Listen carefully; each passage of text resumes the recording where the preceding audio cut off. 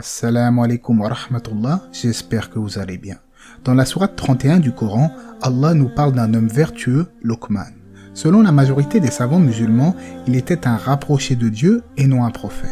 Qui était-il vraiment? Quelles leçons pouvons-nous tirer de son histoire? On en parle tout de suite après la petite intro.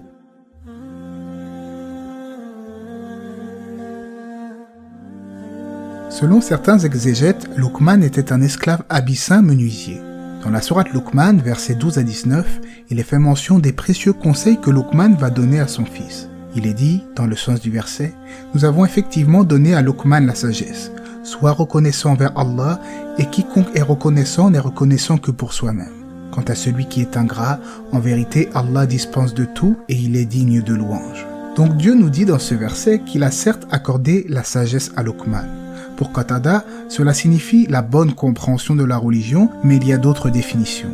Quoi qu'il en soit, la sagesse est un don d'Allah qu'il donne à qui il veut. Luqman est décrit par les exégètes comme quelqu'un de très spirituel, qui parlait peu, mais qui réfléchissait et méditait beaucoup. Le verset nous enseigne également qu'il faut être reconnaissant envers Allah. Malheureusement, à l'heure actuelle, la plupart des gens sont ingrats et ne disent pas assez walhamdulillah, ils ne remercient pas assez leur créateur dans leur vie.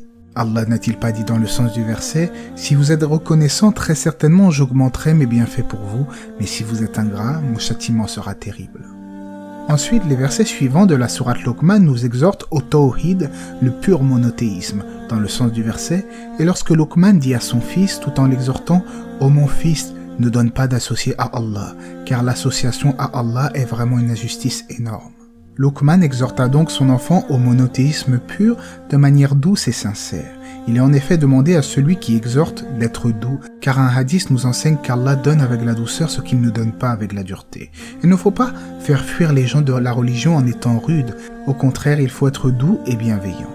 Aussi, il ne faut pas négliger le sens des priorités. En effet, le sujet primordial lorsqu'on apprend la religion, c'est de bien comprendre le sens de la ilaha illallah, le monothéisme pur et le désaveu de toutes sortes de polythéisme.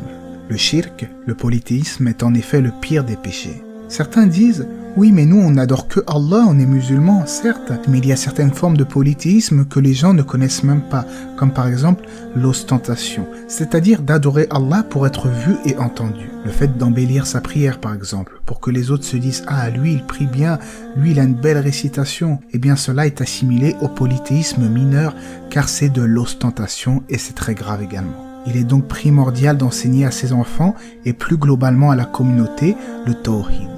Les versets qui suivent nous appellent également à la bienfaisance envers les parents, ce qui est là aussi extrêmement important en islam. Qu'ils soient croyants ou non, les parents méritent écoute et obéissance. La seule exception est s'ils vous ordonnent de faire un péché ou d'associer quoi que ce soit à Allah. Comme l'indique le verset, « Et si tous deux te forcent à m'associer ceux dont tu n'as aucune connaissance, alors ne leur obéis pas, mais reste avec eux ici-bas de façon convenable. » Moi-même étant converti à l'islam, je donne ce conseil à tous les convertis à l'islam, c'est de toujours être patient, bienveillant envers ses parents et de faire des invocations pour eux, qu'Allah nous guide tous dans le bon chemin. Dans le verset 17 de la sourate 31, Luqman continue à exhorter son enfant sur les choses essentielles de la religion, notamment la salat, la prière.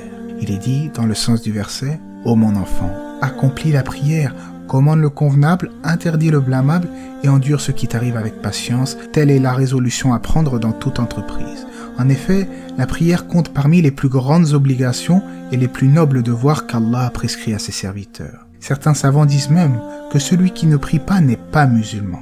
La prière, c'est la première chose sur laquelle le serviteur sera interrogé au jour de la résurrection. Elle distingue le croyant de l'incroyant.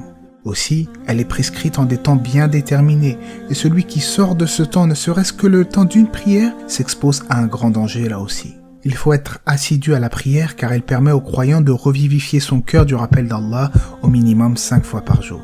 La prière accomplie avec assiduité est une lumière.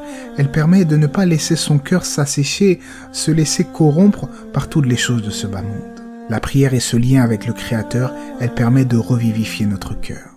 Le verset 17 nous incite aussi d'appeler au bien et d'interdire le mal. La darwa, le prêche en islam, incombe à tout musulman. Tout un chacun se doit de prêcher à la mesure de ses capacités. Puis le verset nous parle également de la patience. Le véritable croyant, il patiente en toute situation. Il sait que tout ce qui lui arrive a été décrété depuis des temps immémoriaux, c'est pour cela qu'il accepte le destin et s'en remet à Allah. Comme nous l'enseigne le hadith, celui qui, lorsqu'un bien le touche, est reconnaissant envers Allah, c'est un bien pour lui. Et celui qui, lorsqu'un malheur le touche, patiente, c'est également un bien pour lui, et cela n'est que pour le croyant. Les enseignements de Luqman à son fils nous enseignent également à être modeste dans notre démarche, à baisser la voix et à ne pas être arrogant. Pour synthétiser, nous avons vu quelques leçons que Luqman a données à son fils dans le Coran. Ce sont des sagesses importantes que Luqman a transmises à son enfant et lui-même est d'ailleurs qualifié de sage car il est connu pour sa sagesse. Allah a donc fait de Luqman un parfait exemple à suivre et Allah sait mieux. J'espère en tout cas que cette vidéo vous aura été bénéfique, que la paix et les bénédictions d'Allah soient sur le prophète, sa famille et ses compagnons.